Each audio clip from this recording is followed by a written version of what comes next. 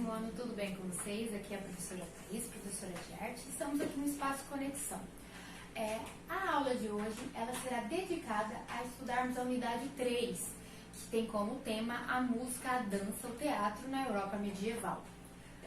Bem, vou falar brevemente sobre o teatro medieval, para vocês terem uma noção. Como nós já estávamos estudando sobre a arte gótica, a arte românica, o teatro medieval, ele também é muito relacionado à igreja, à religião. Então ainda continuamos, né, com esse tema, né, religião, porque, como nós sabemos, a Idade Média foi dominada pela igreja, a igreja dominava esse período. Então, não é de se espantar que as manifestações artísticas, como teatro, dança e música, elas sejam influenciadas pela igreja, ou na verdade nem influenciadas, mas comandadas pela igreja, tá? Como vocês podem estar observando aqui, o teatro medieval ele teve início no século XII e ele foi até o século XV, que já é o início do Renascimento, que é a próxima unidade, no próximo semestre nós vamos trabalhar o Renascimento. Bem, e ela pode ser classificada em duas vertentes, que é o teatro sacro, que é o teatro voltado para questões religiosas, e o teatro profano, que é o mais popular, que tinha sátiras, era cômico. Então temos essas duas divisões, um religioso e o outro satírico. Como eu falei para vocês, né, a igreja ela supervisionava essas manifestações artísticas e ela era voltada para os ritos religiosos, sendo dedicada ao ensino e à comunicação. Lembram-se que lá na arte românica e na arte gótica, elas tinham, na verdade, um caráter didático, porque elas queriam ensinar os fiéis sobre questões religiosas, passagens da Bíblia, histórias de santos. Aqui continua a mesma coisa, tá? Porque nós ainda estamos no período medieval.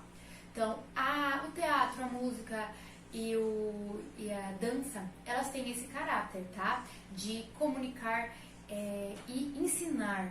É o famoso didático, tá? Ensinar ao fiel o que ele deve fazer ou as questões religiosas. Tá tudo bem? Então, essa parte vocês já estão bem cientes, porque já estudaram isso nas outras artes, tá? Como eu disse pra vocês, mas nem tudo estava com o controle da igreja, porque tinha os teatros profanos, que eram essas encenações que eu falei pra vocês, onde tinham sátiras, eram cômicos. Claro que nessa época predominava os religiosos, né, do que os satíricos, desculpa, né?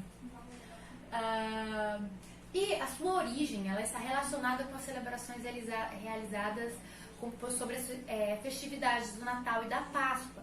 Então ela começou como uma forma de contar a história da Páscoa, a história do Natal, tá? Primeiramente elas eram contadas por membros da própria igreja, né, após a missa.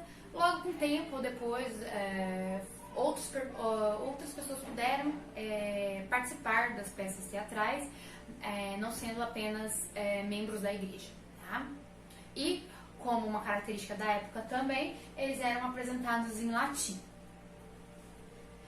Como eu falei pra vocês, né, com o tempo o teatro mudou. Lembre-se que foram quase 3 séculos de teatro medieval, então obviamente mudanças ocorreram ao passar do tempo. E algumas das mudanças foram buscar temas mais abrangentes, ou seja, apresentar questões da vida das pessoas daquela época, os costumes das pessoas. Mas ainda assim apresentavam caráteres didáticos e moralizantes. Queriam dizer para as pessoas como elas deveriam ser e o que elas deveriam apreciar, né? Que é as questões religiosas. Com o tempo, o teatro ele passou a ser desenvolvido nos ambientes públicos, tá? Como praças, mercados, porque a igreja ela queria levar as questões religiosas além. Então, dentro da igreja eles não estavam tendo público suficiente, então por que não ir para a rua e chamar aquele público que ainda não está dentro da igreja? Bem, os gêneros teatrais, eles na Idade Média existia, né, os gêneros teatrais medievais, gêneros que alguns ainda persistem nos nossos tempos, né? Como até o alto ainda existe, como vocês vão ver, ou que está também na apostila de vocês. Então, os gêneros teatrais eu vou somente falar. Se vocês quiserem aprofundar nos gêneros teatrais, na apostila de vocês tem um quadrinho que explica gênero por gênero. Então, eu aconselho a vocês a lerem esses gêneros, tá? Porque as atividades serão baseadas nesses gêneros também, tá? Então, a gente tem o alto sacramental, o drama litúrgico, os mistérios, os milagres e a moralidade e a farsa. A farsa, ela é um gênero profano, tá? Os outros, eles são gêneros religiosos. Somente a farsa é um gênero profano. Bem, as características, como eu falei pra vocês, o teatro teve mudanças ao longo do tempo, foram 3 séculos. Algumas características persistiram, né, que elas se tornaram principais. E essas características são essas: a tradição oral, o caráter popular, o espaço cênico, igrejas e praças. Lembra? Primeiro foi nas igrejas, para depois ir para as praças. Temas sagrados, religiosos e profanos. Também, lembra-se que ela é dividida em 2. Uso de máscaras, então eles utilizavam máscaras para apresentarem esses teatros. Os personagens são alegóricos, às vezes, né, trazem a morte como ou um personagem que representa a morte, né, como alegoria para a morte. União da dança, música e teatro. Então eles mesclavam essas 3 manifestações artísticas.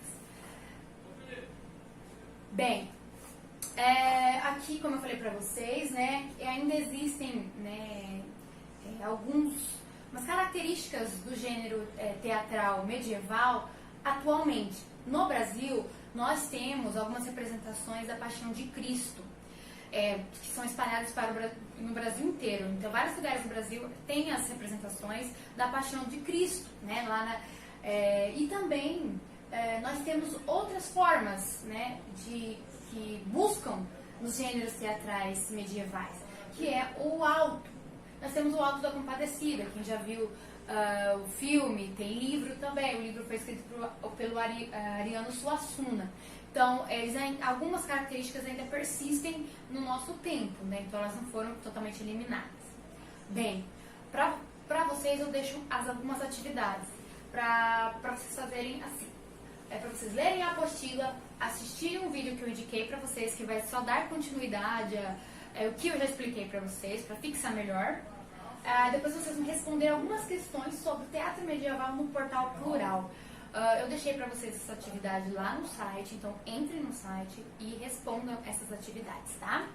As atividades são essas daqui, então eu espero que vocês façam. Até breve, tchau!